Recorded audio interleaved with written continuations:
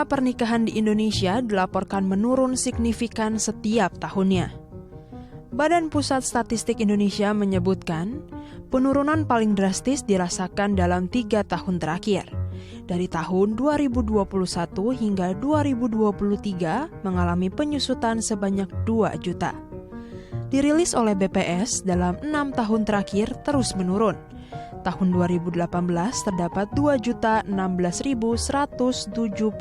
pasangan. 2019 sebanyak 1.968.878 pasangan.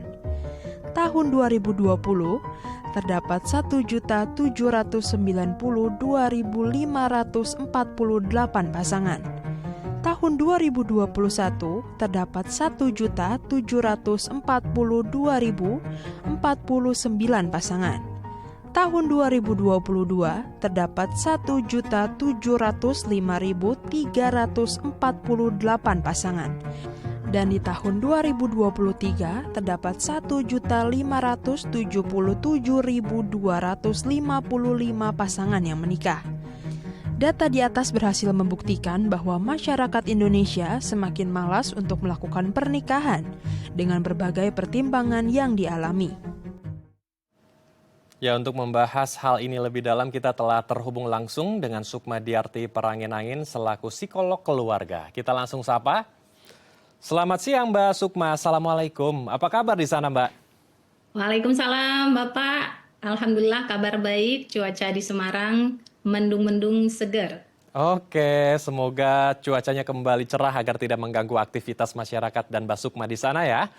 Kita langsung saja membahas angka pernikahan di generasi muda kita yang kian hari, kian tahun semakin menurun. Kalau menurut Mbak Sukma sendiri kira-kira penyebabnya apa saja Mbak?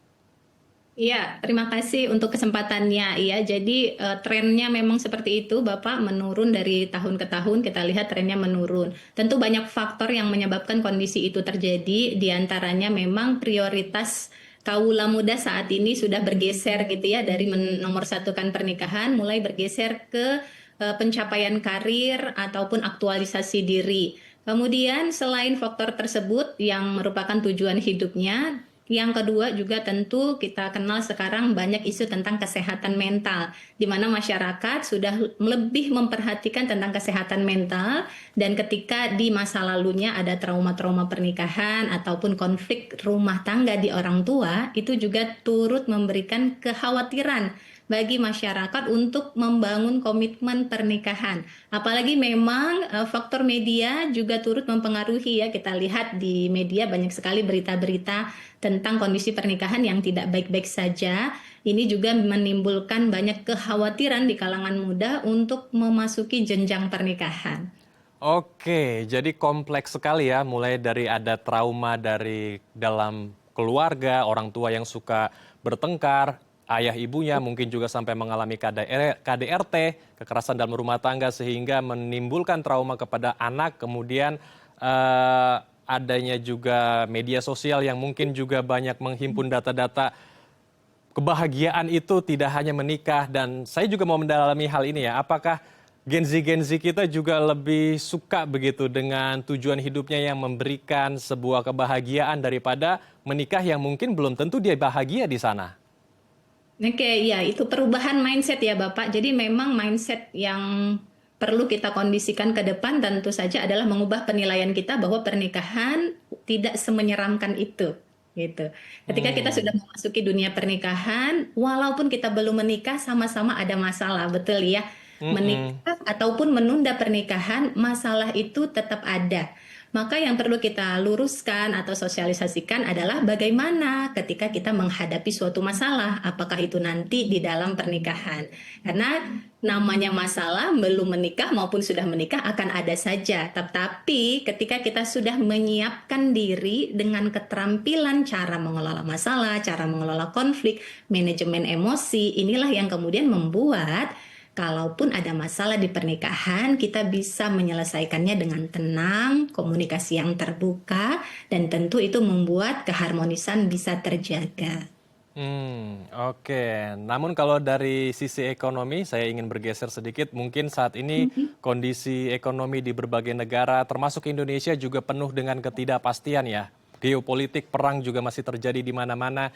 Inikah juga menjadi faktor untuk generasi muda kita, Gen Z terutama, yang was-was ketika menikah nanti apakah mungkin bisa mencukupi kebutuhannya sehari-hari, anak dan istrinya di kemudian hari, sehingga mereka juga khawatir kalau menikah nanti akan tidak terhidupi.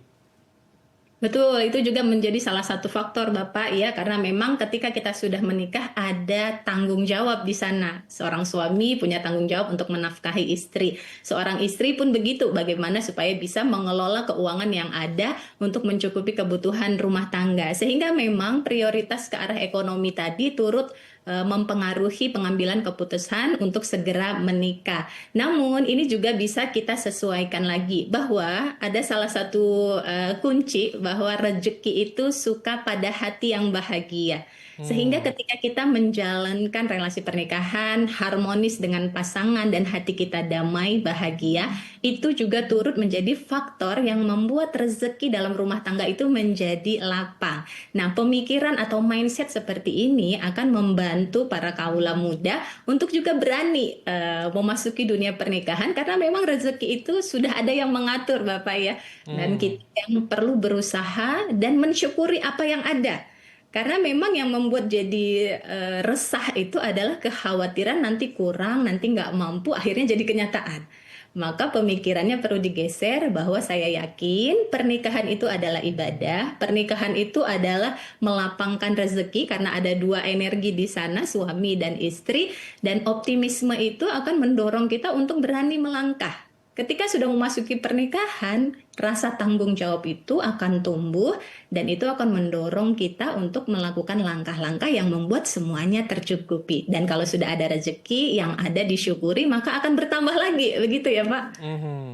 Oke, luar biasa. Namun yang menjadi persoalan mungkin Gen Z kita kan saat ini masih banyak yang mencari kerja, kemudian yang sudah mendapat kerja ingin meneruskan ke jenjang yang berikutnya, ingin meniti karir lagi sehingga keasikan di dunia pekerjaannya.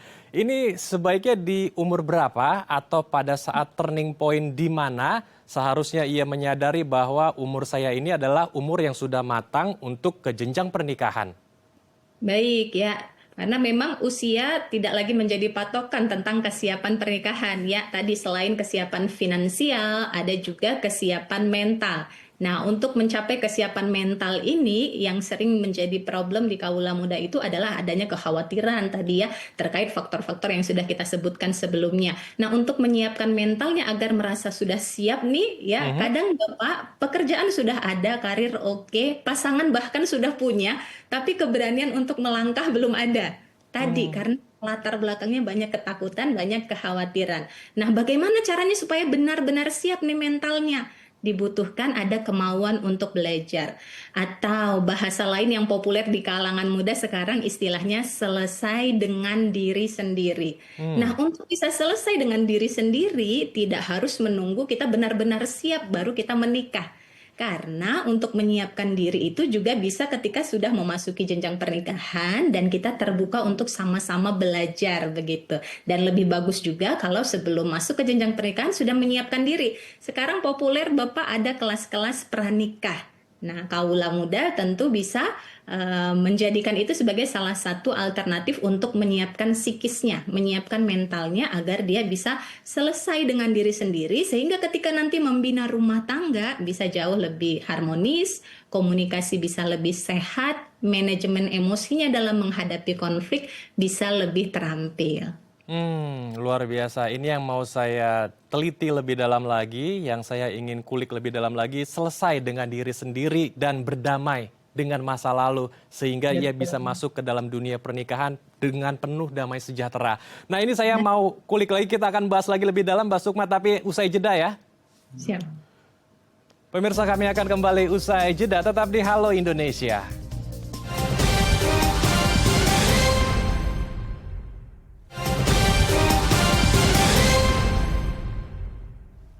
Terima kasih pemirsa, Anda masih bersama kami di Halo Indonesia. Kita akan lanjutkan diskusi hangat kita bersama dengan Mbak Sukma Perangin-Angin selaku psikolog keluarga.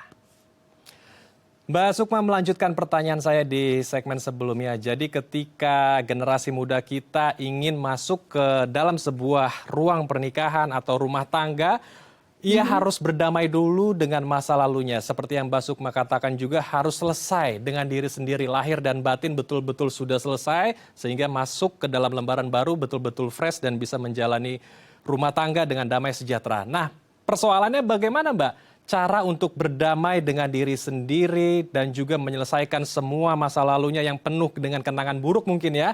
Mungkin ada mantan-mantannya yang banyak melukainya atau trauma dengan orang tuanya yang suka berantem di rumah gitu ya dan melakukan KDRT. Bagaimana dengan menyelesaikan diri sendiri dan menyelesaikan trauma-trauma di masa lalunya? Baik, ya, selesai dengan diri sendiri memang adalah keputusan dan pilihan yang perlu diambil kalau kita mau masa depan kita jauh lebih baik, ya. Kalau istilahnya itu mental block. Mental block itu apa sih? Mental block itu ibarat kendaraan, kita mau sampai ke tujuan tapi remnya belum dilepas. Jadi digas, dimotivasi sekencang apapun, kalau remnya belum dilepas rasanya akan berat, penuh ketakutan ya, dan tidak maju-maju gitu. Walaupun tadi calon udah ada, karir sudah bagus gitu ya. Nah, maka rem ini yang perlu kita lepas. Itu makna dari selesai dengan diri sendiri. Bagaimana caranya? Yang pertama, kita perlu menyadari dulu, sadar diri gitu ya, awareness bahwa ternyata saya masih banyak nih ketakutan-ketakutannya. Apalagi lihat berita ada perselingkuhan, ada KDRT, belum melihat rumah tangga teman, rumah tangga orang tua, di sekitar banyak konflik. Kita sadari dulu bahwa ya memang saya punya kekhawatiran itu. Ya memang saya takut. Ya memang saya merasa insecure misalnya, merasa diri saya belum pantas, belum layak jadi suami, belum layak jadi istri. Kita kenali dulu apa luka kita. Yang kedua, kalau kita tahu kita masih banyak ketakutannya, banyak remnya, banyak traumanya, masa dibiarin aja? Jadi ketika kita sadar kita banyak luka, yang kedua kita perlu melakukan langkah untuk pemulihannya. Teman-teman boleh banget sekarang untuk konsultasi ke psikolog, konselor pernikahan. Masyarakat saat ini tidak lagi tabu untuk konseling ataupun ke psikolog. Kenapa? Karena kesadaran tentang kesehatan mental sudah makin tinggi gitu. Jadi untuk mendapatkan bantuan memulihkan trauma ataupun luka dan mental block kita jadi lebih mudah ataupun dengan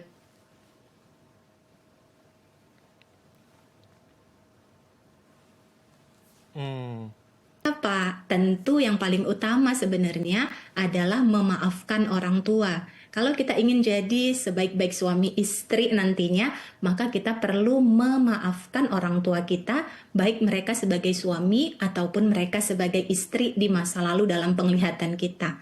Nah, yang kemudian ketika kita memaafkan orang tua tuh kita jadi lebih berani gitu untuk mengambil keputusan, melangkah ke depan tanpa membawa beban-beban masa lalu atau tidak lagi banyak remnya begitu. Maka memperbaiki hubungan dengan orang tua, baik itu ayah maupun dengan ibu, akan membuat kita jadi lebih sehat mental.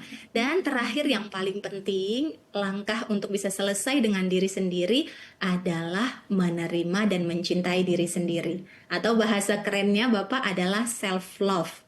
Mencintai diri sendiri. Nah, tadi pemulihan trauma-trauma itu juga adalah bagian dari kita mencintai diri kita sendiri. Karena ketika remnya udah dilepas, luka-lukanya udah kita terima dan maafkan, maka kita layak tuh merasa lebih berani, lebih optimis, lebih yakin untuk maju melangkah ke jenjang-jenjang berikutnya. Oke, kuncinya memaafkan kondisi kita saat ini dan mencintai diri sendiri ya.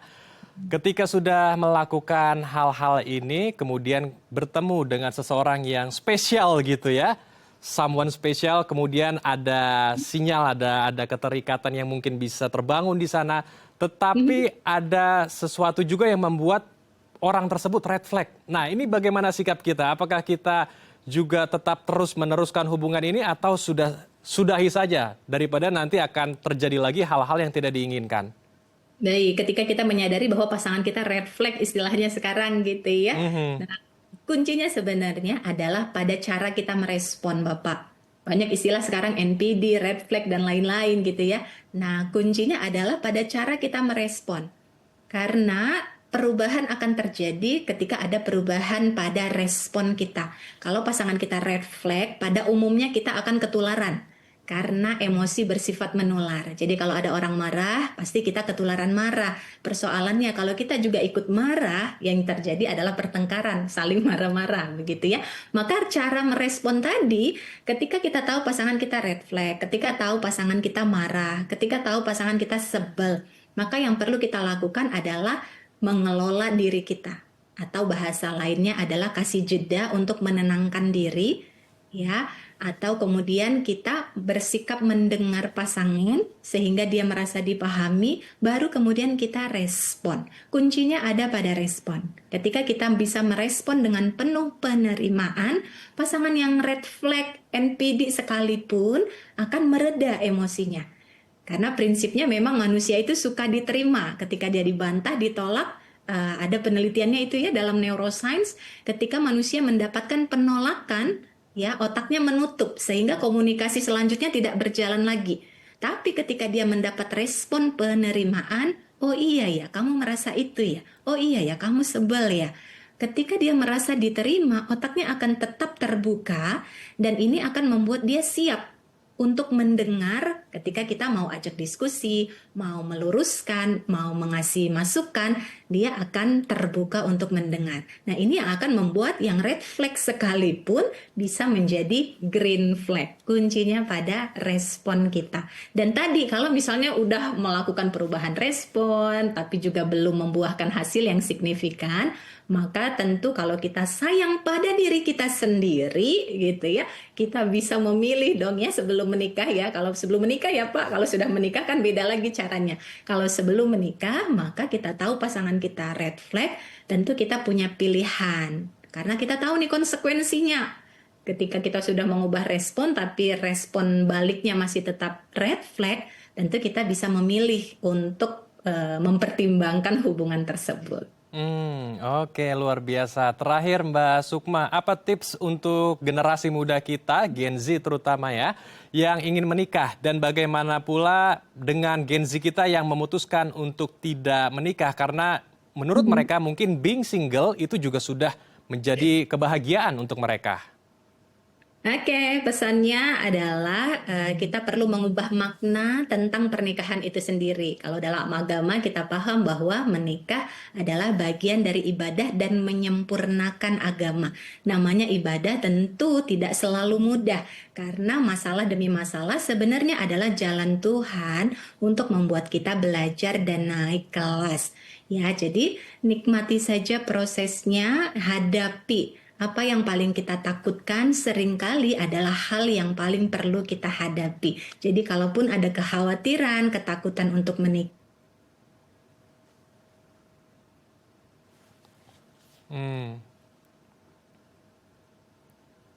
adalah keberanian untuk melangkah menuju pernikahan dengan hati yang lebih yakin, lebih berani, lebih berserah, dan energi positif ini akan mengundang jodoh-jodoh yang terbaik juga datang mendekat ke dalam kehidupan kita. Oke, luar biasa. Semoga diskusi kita hari ini bisa menjadi insight baru ya, bisa menjadi edukasi yang luar biasa untuk pemirsa di rumah. Terima kasih Mbak Sukma telah berbagi bersama kami di Halo Indonesia. Salam sehat, Assalamualaikum. Selamat kembali beraktivitas Mbak Sukma. Terima kasih. Pemirsa, usai jeda kami akan mengajak Anda melihat kemegahan Istana Kesultanan Siak. Tetap di Halo Indonesia.